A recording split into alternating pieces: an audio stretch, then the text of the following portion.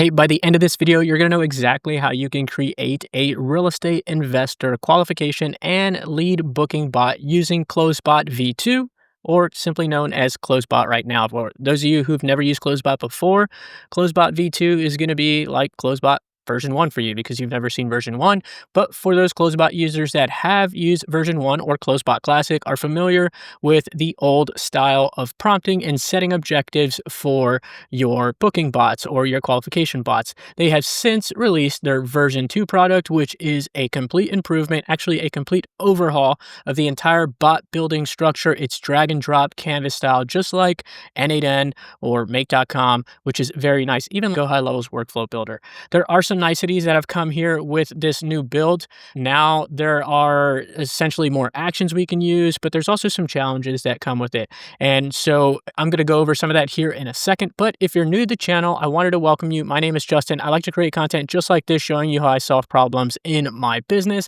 I run a community called Automation Station, where currently there are 1.9K, 1,900 members who are here. I give away tons of free resources. As a matter of fact, this build is going to be available for completely free. All you need to do is join for free and then come in here to video announcements and then search for the title or the upload date of this video. If there is a resource available, like a link that I'm going to provide to you, so you can just import this bot, or a text file, it will be located in that post. All right, enough of that. I want to cover some important fundamentals here or not fundamentals, but some things I just want to cover before we move on. Now, Classic versus V2. So CloseBot has introduced some very powerful features. That's the drag and drop builder that I talked about, expanded functionality in the form of actions. They've introduced webhooks, so we can now reach out to external systems, all within Go High Level. We have switch nodes so we can determine intent. We have branching, if statements, true or false. And then we have more custom scenarios. If you're not familiar with CloseBot, none of this makes any sense to you, but don't worry, follow the tutorial. You're going to see exactly what I mean. We're going to put some of these things to use.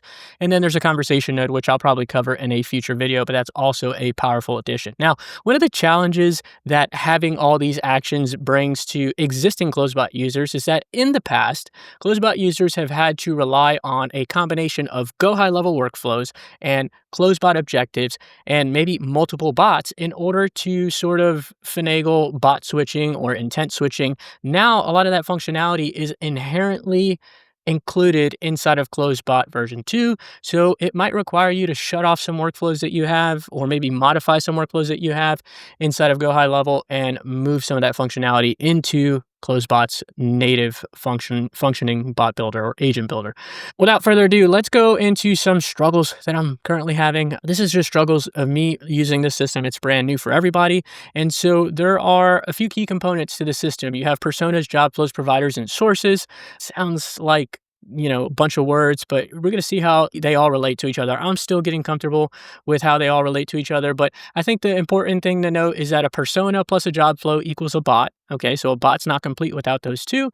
Providers are like the AI providers. So OpenAI, Anthropic, DeepSeek, I think Gemini and Grok, we can use all of those with this system. Now, think of that as like the brain of the bot. It's what's going to be doing the processing and the responding for all the lead engagements. And then we have sources. That's like our sub account inside of Go High Level. What is this connected to? What is this actually doing work on behalf of? And in CloseBot V2, they now support HubSpot. I'm not going to cover HubSpot in this tutorial, but I'm going to focus on Go High Level sub accounts. I'm also just having some challenges migrating, like I mentioned, legacy workflows that I used to rely on into CloseBot V2 functionality. So as I do this, as I iterate on building these bots, I'll get better and better on sort of weaning off of Go High Level workflows, because there's actually 0 workflows required for this bot to work, and it's base standard. But however, I am going to have a few workflows that work along with my bot, and then eventually maybe I can remove those workflows entirely as I get used to it. Build efficiency, I'm having struggles with build efficiency just because there are so many components, personas, job flows, providers, sources. Sometimes I hop around and I don't know where certain settings are just yet, but that'll get better with time. And as I develop a process, as I develop a framework, I'll be sure to share it with you so you get more efficient. And as a matter of fact, I'm giving you this bot for free, so it's probably the most efficient way to do it. You click the link, you import it, you're good to go. Also, variables. Use of variables is hazy to me right now. I'm not sure where I can use variables, where I cannot use variables. It's actually pretty clear where I can use variables, but some places don't have the easy variable picker. You'll see what I mean here in a second. And so I'm not really sure if those variables are working or not. I have reason to believe that in some places they're not working. And so I'll be giving that feedback back to the CloseBot team, hopefully to improve the product. And then custom values. I used to rely on custom values pretty heavily, and I would use them inside my prompt, but it seems Go High Level custom values are not being rendered now, and they've since been replaced with what are called source variables or source attributes. And we'll see a little example of that here in this tutorial. So let's go ahead and get going. First, what I want to do is let me explain the scenario we have going on. So this is a brand of mine. This is my wholesaling company and fix and flip company out of Fayetteville, North Carolina. And so I have a landing page here. It's just a WordPress site with a simple form. And every time somebody fills out this form, the bot gets engaged. The bot will reach out to the lead, ask them qualifying questions, and try to book them on a cash offer call. This has been extremely effective. The bot has booked many of appointments doing this, sometimes by mistake. I used to push traffic to this website along with Flipping Home Buyers, another brand that I have, but I don't even push traffic to this website anymore, but I do have the bot connected to it, and every once in a while, I get an organic lead, the bot qualifies them and books them. The last 2 leads to come in got booked, and we made offers on those properties. So it's very powerful. As we transition to V2, I want to make sure that this bot continues to stay alive. So here is my V1 bot. Again, if you're new to CloseBot, the V1 interface may not make sense, but it's okay. Just know that this is a legacy system and we need to move it over to CloseBot V2. Now, CloseBot has migrated this stuff for me. I went ahead and deleted it all because I wanted to start from scratch. I wanted to learn and I wanted to teach you guys. Here we go. We're going to go into CloseBot, and over here in CloseBot, you have this agent dashboard here. You would be at the dashboard, but we're in the agent section here. You have personas. Now, in personas, this is essentially the personality of the bot's name, how they're going to respond, and a few other settings that are in here. Now, the nice thing about personas is that you can share personas with different job flows. So let's say I have, like in this case, I have Flipping Home Buyers, which is another brand of mine that uses a persona named Alex as well. And then I have Flipping Fayetteville, who uses a persona named Alex here, this little robot. And so I don't need to create a new persona. If I wanted to, I would just click Create New Persona. I would name it.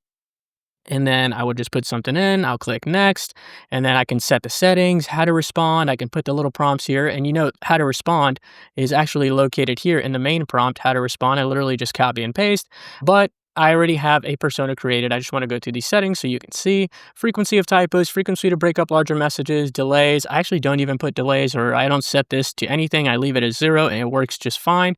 The tone of the bot, and then the providers like CloseBot, like OpenAI and Anthropic. I keep messing that up because I named it CloseBot, but it's OpenAI and Anthropic.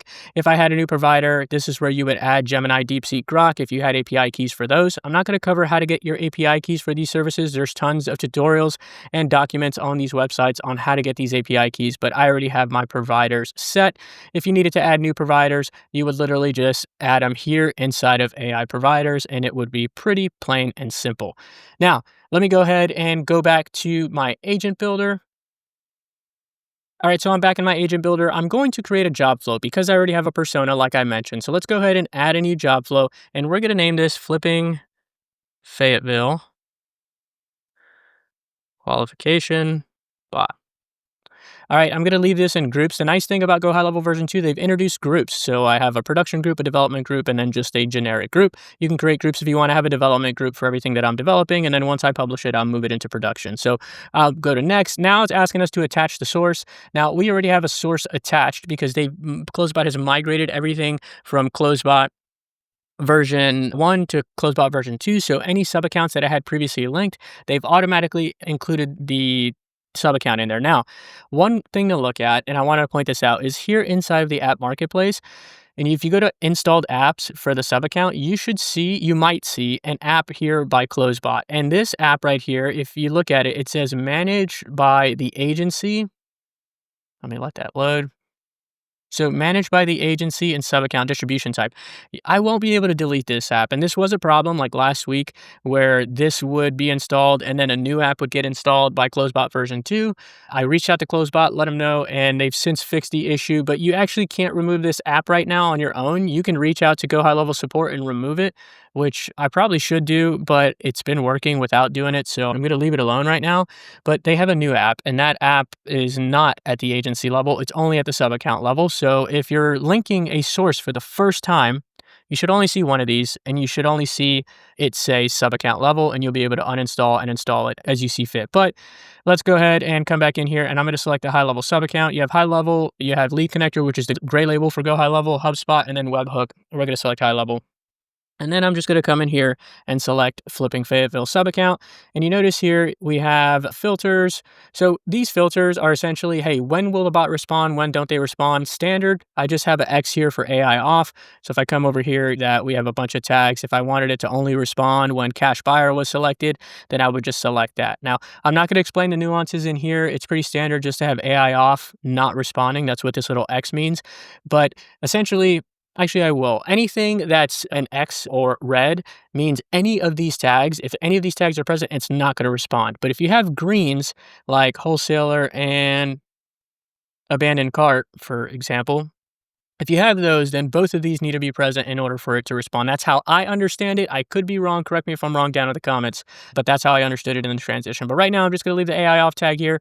And then channels, we're going to respond on all channels. But by default, if you have nothing selected, it'll be all channels. But let's say you wanted to respond on everything but Instagram. And if that's the case, you would just come in here and start selecting all the channels you want for it to respond on, and then just leave Instagram out of it. And that's how you would do that. But we're going to go ahead and respond to all channels, because we don't want to miss a lead. Let's go next, and then we're going to start from scratch. So we're going to go ahead and deploy this template. First thing I'm going to do is hop into settings. We're going to select our persona that we created earlier. So you watch me sort of create the persona also, although I didn't save, but I would create the persona first, and then you'll select the persona, then go to job information. And now I'm just going to come over here into our old bot, and then I'm going to come in here and copy this and paste it.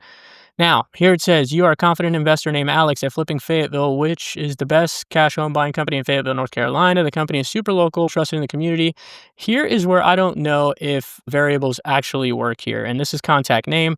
So I know CloseBot has a native variable named lead name. So if I do @lead_name, I know CloseBot will replace that with the actual lead's name, and that's it. Now, the reason why I say I don't know if variables work in here is because variables work pretty well in here, and I could tell because if I click contact full name, it pops up in this sort of nice graphical user face here. But that's fine. We're going to come over here and roll with it. I've also noticed that if I use custom values here or location names here, it just doesn't pop up. So that's why I think variables are not working in here. CloseBot team, if that's not actually the case, please let me know and I will correct myself. So here, important business information, pretty simple.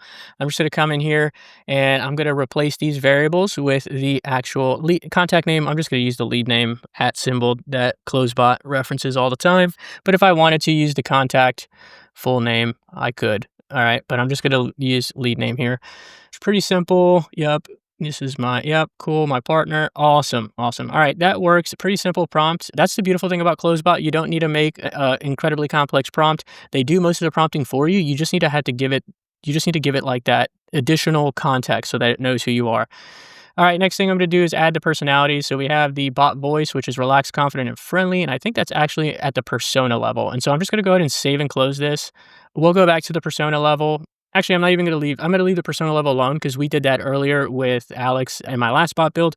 But in the persona level, you had personalities right there at the bottom under how to respond. You can add those personalities in there. It's not incredibly important that you do that, but if you had specific personalities that you wanted, or bot voices that you wanted, you would add that there. This is an old bot, and honestly, these aren't even great bot voices anyway, but it's fine. It's been working. So next thing we're going to do is go to objectives. So we're going to build out these objectives here, but we're going to do so a little bit differently inside of the Canvas builder. So just so that you note, timeline and motivation are all custom fields inside of my Go High Level sub account. So you won't see these standard when you're building, but if you have a sub account and you have these custom fields configured, for example, I go to settings and I come over here to custom fields, you'll see that I have motivation and I have selling timeline as custom fields in here. If you don't have them and you're trying to build this same exact bot, you would just have to come in here and add those custom fields and then come over here and refresh your bot so that it can pick them up. So first thing we're going to do is add an objective. And the first objective I'm going to add is name. There's a good chance we have the name already, but I'm going to add it here anyway. Let's name it full name. I'll explain why here in a second. So I'm going to come over here, look at looks like I don't even have name here. I don't know how I made it this far without asking for people's name. It's typically because I have it already because they filled out a form. Come over here. Short description is going to be that. Extra prompt is going to be this. Pop open advanced settings and paste it. Now, skip if not blank. So what this does is if we already have their name, it's not going to ask that question. It's just going to skip the objective. Okay. So that's why I said it doesn't matter, but we do want to have it here just in case. It's pretty standard to ask for somebody's name before you start talking to them. And so I'm going to leave this objective all on its own. I've noticed we can stack objectives. We're going to do that next. But I noticed if I stack the full name with other objectives, it tends to skip the full name or jump around and ask for the email first. And I don't like that behavior. And so I'm just going to make sure that the full name gets added first or gets asked first. Next thing we're going to do is come in here and let's go. Let's see. Let's delete this. We need address, name, phone number, and email. I'm going to leave address all on its own. We're going to do email and phone number here. All right, so let's go ahead and add, and we'll pop open email. The frustrating part about this is email, like in the old version of CloseBot, whenever we selected like standard fields, these descriptions automatically got filled out. They're not there yet with this one, so I'm sure they will make that change here shortly. But right now, luckily, I have a reference, and you have a reference now because you have this video. And so you could just copy and paste, but this is exactly how you get the email address. You don't have to say it precisely like this, but this works. Now, I'm in this objective. I'm going to add a sub-objective, right? Just by clicking that plus button up there, and this is going to be the phone number. So I'm going to come over here. I'm going to name this phone. I'm going to come back and pull the mini description from here, paste it in the short description here, and then any extra prompts looking for a valid phone number. Sounds good. Put it down here.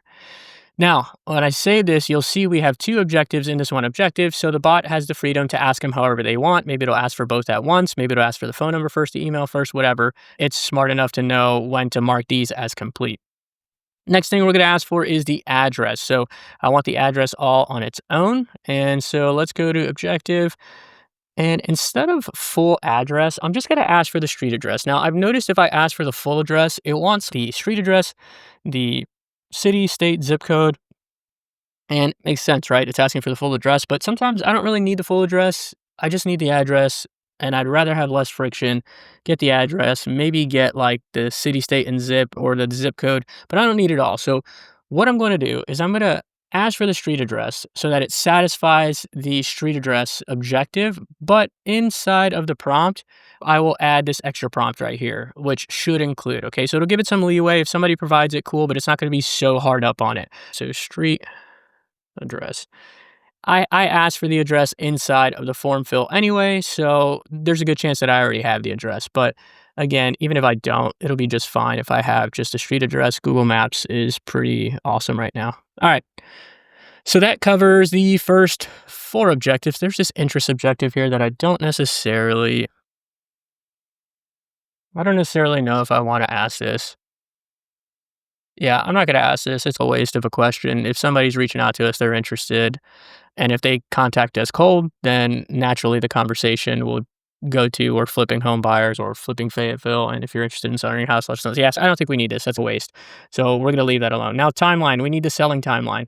So if I come over here, add the objective, let's look for timeline or selling timeline.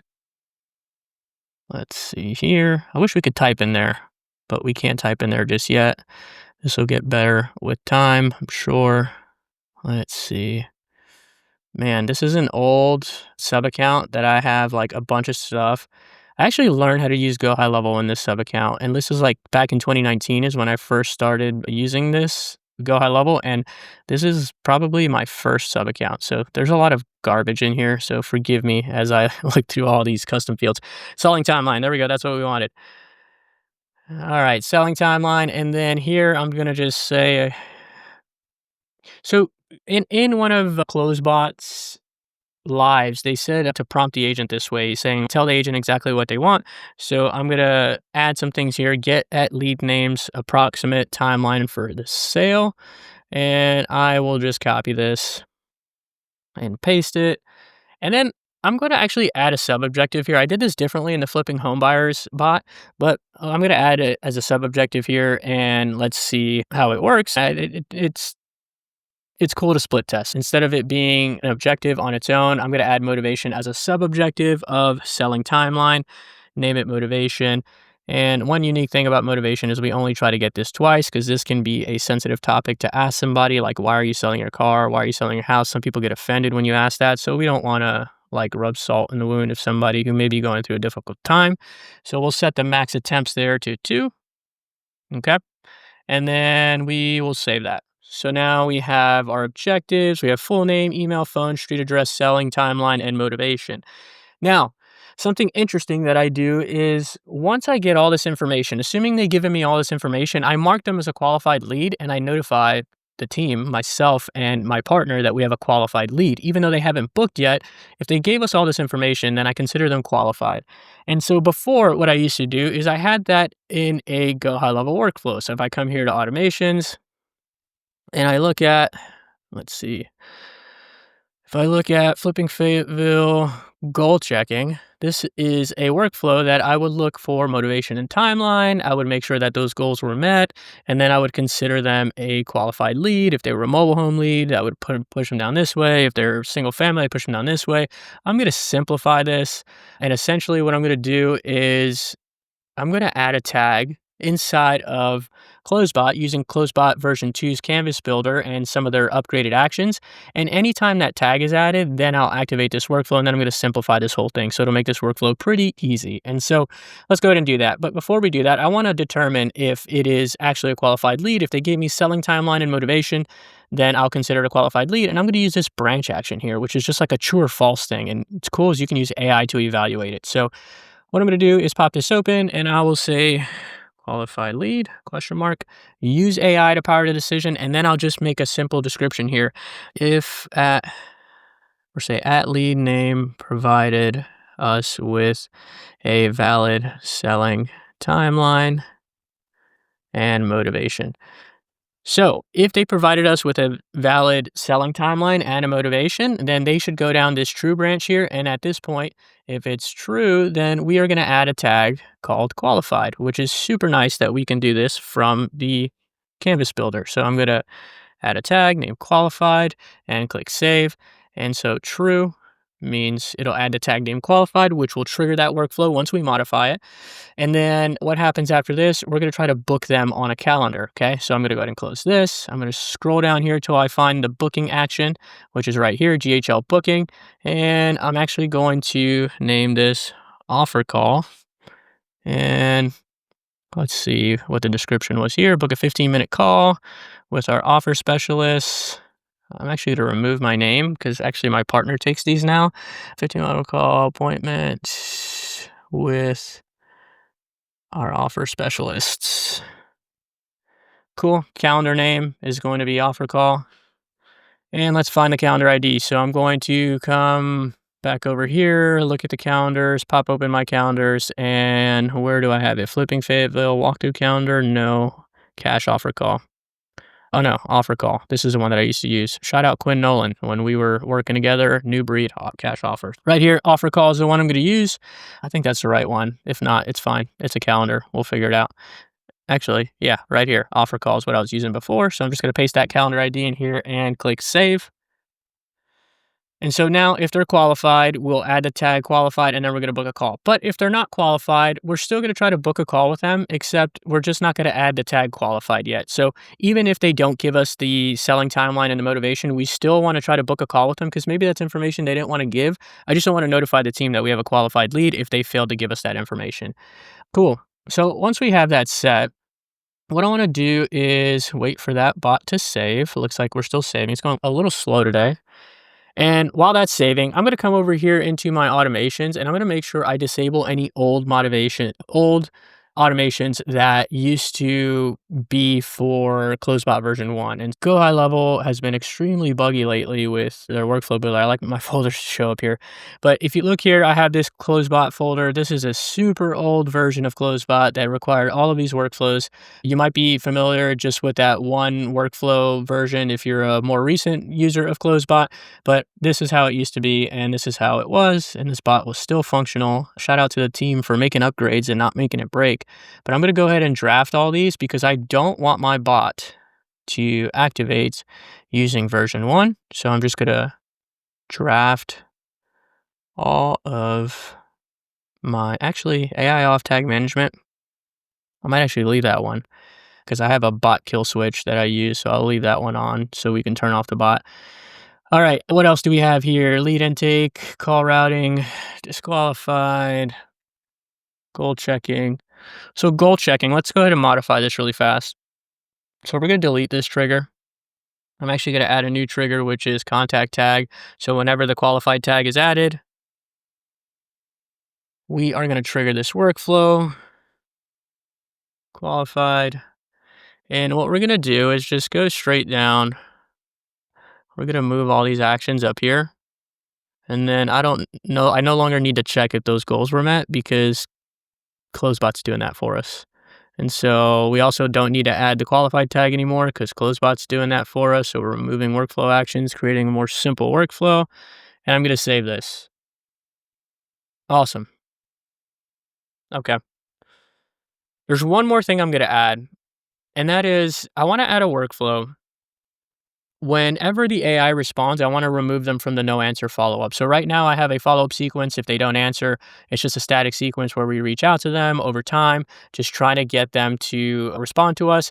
And so now what I'm going to do is I'm actually going to create a new workflow, and I'm going to say it's going to be triggered by a tag added, AI responded. So if AI responded tag was added, then we are going to remove them from the no answer follow-up workflow. Let me name this tool.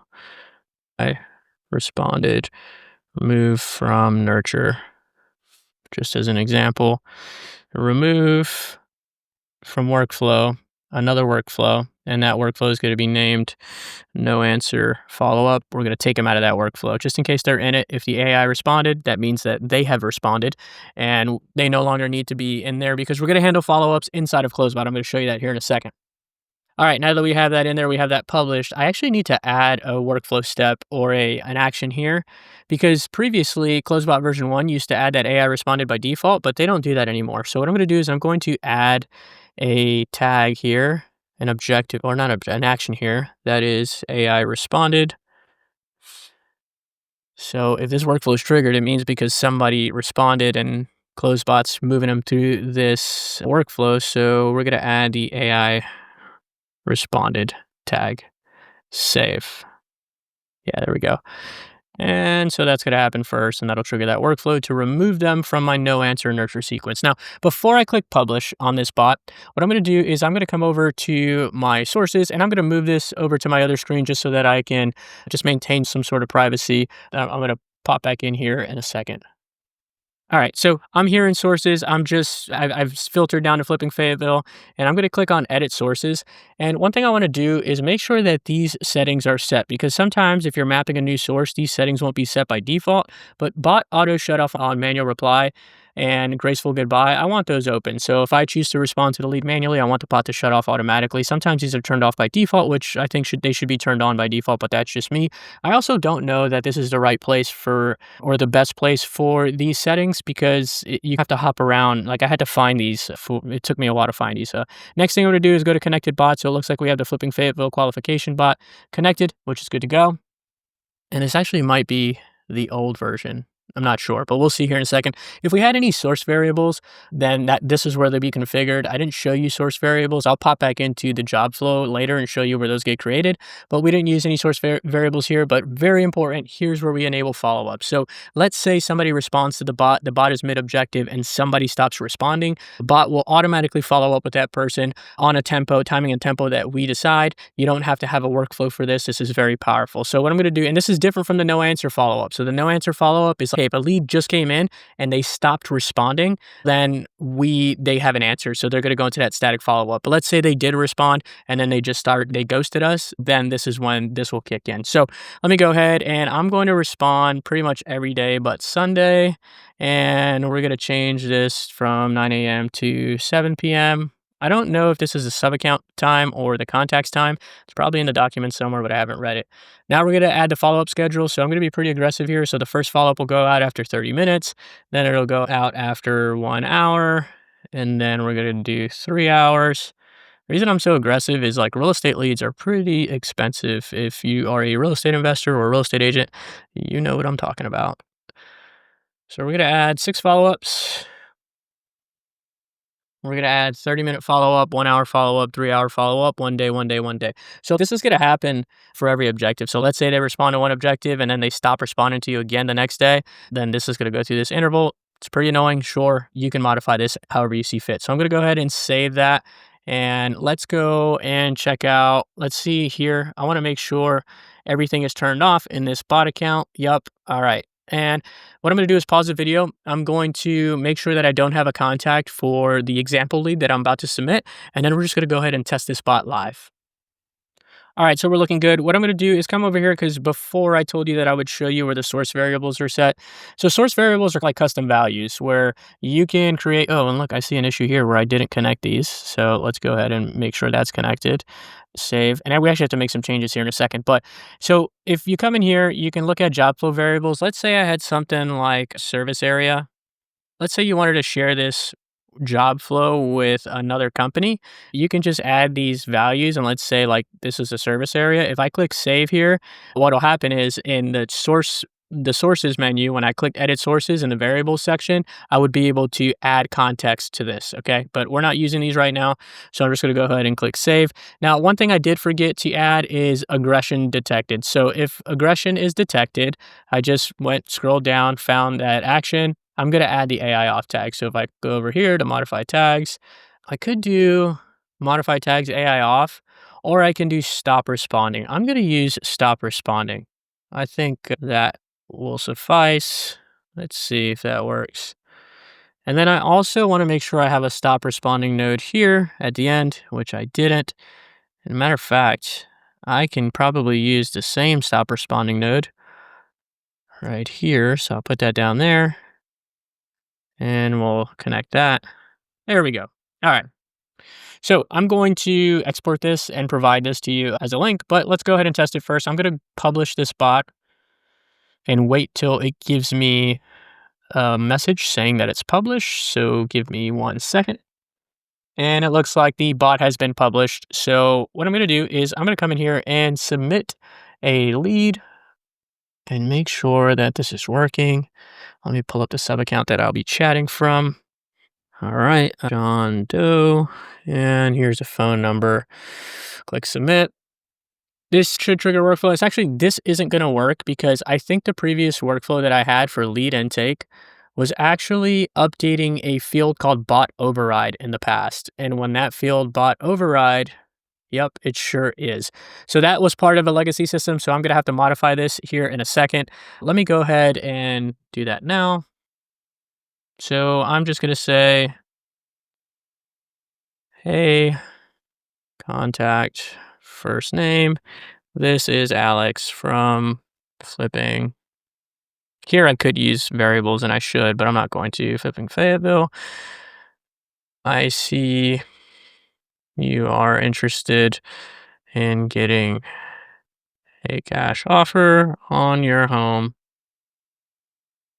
I just have a few questions to ask to get your offer processed.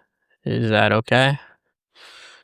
Cool. Just random here. We're going to go ahead and click save that. I'm going to delete this because we no longer need that and save this workflow. And then instead of filling out the form again, all I'm going to do is come over here and search for, what phone number did I put in there? Did I say John Doe?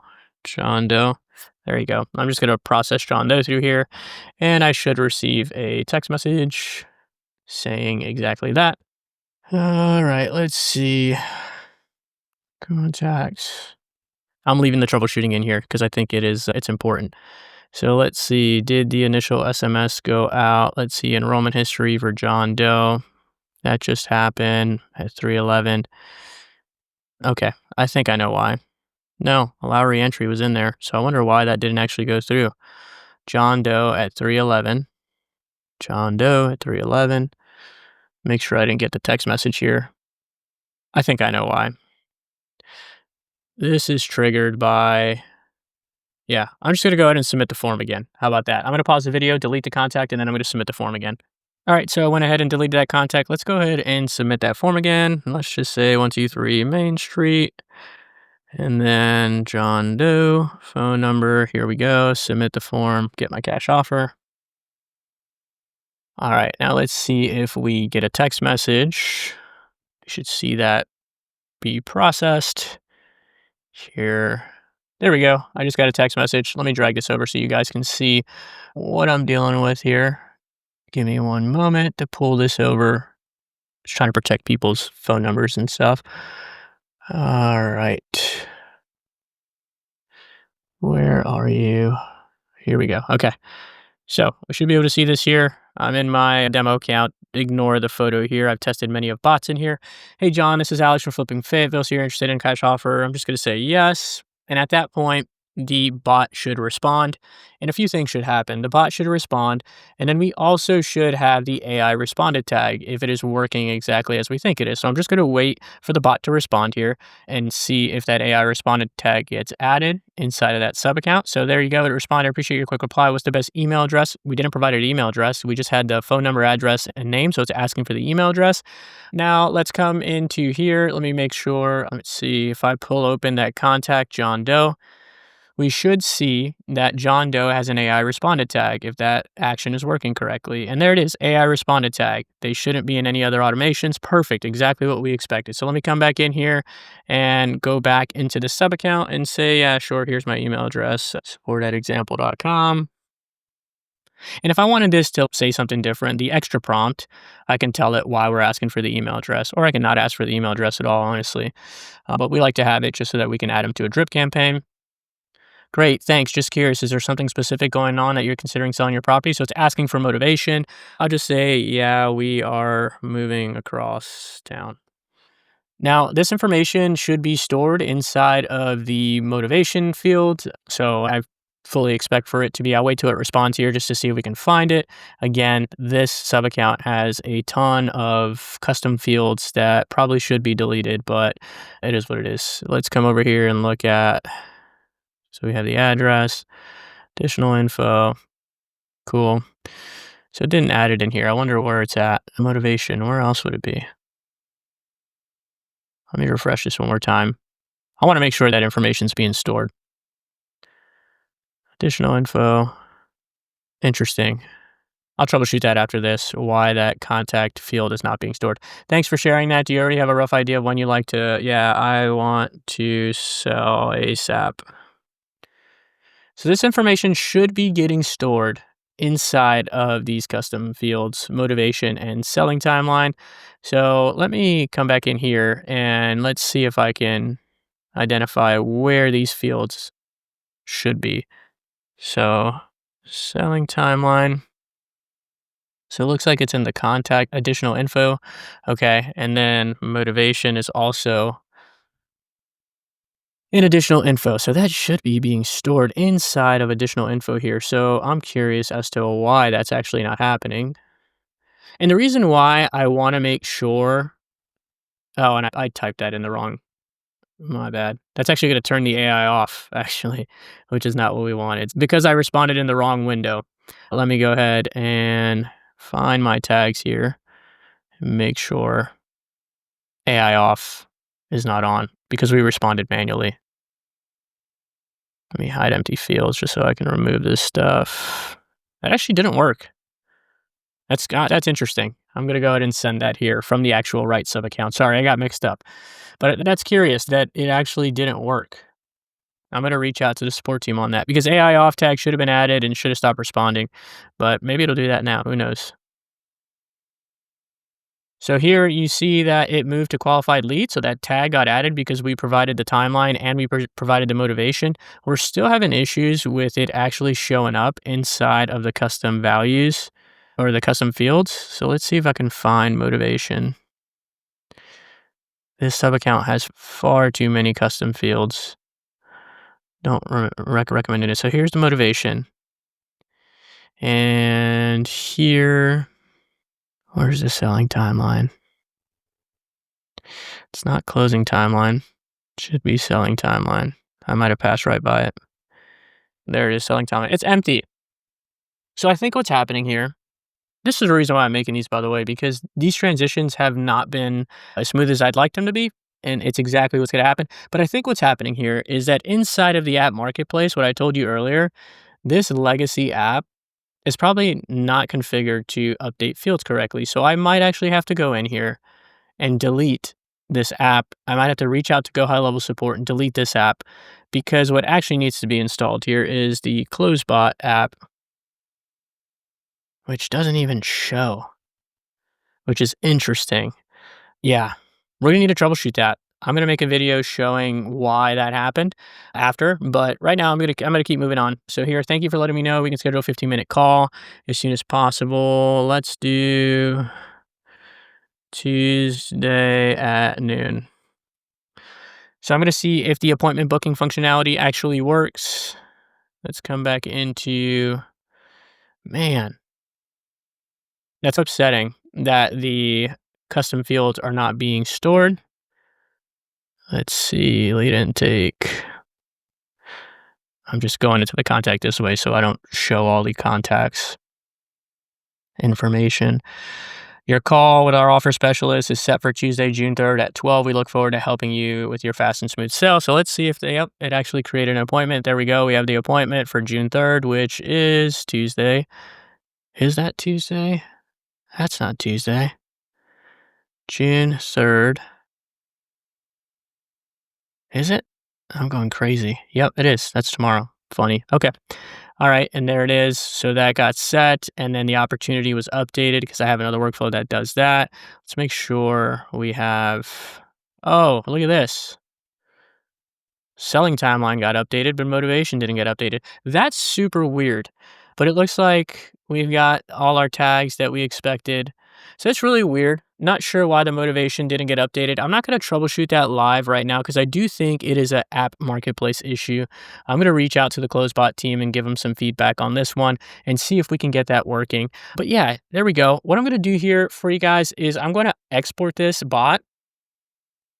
By the way, this autosave feature is pretty cool, but I don't think it works like it's supposed to work because I'm publishing the bot and the version hasn't updated, but if I refresh, the version will be updated. But the autosave just does what it wants sometimes. But I'm going to export this and I'll provide it inside of the school community in the form of a link so you can go ahead and deploy this for you or one of your clients. If you found this video helpful, please comment, subscribe, and just note, this is all new. So I'm going through building it. There's going to be stumbles and fumbles, but I think you'll be experiencing the same thing. So I think it's important for you to see sort of the process.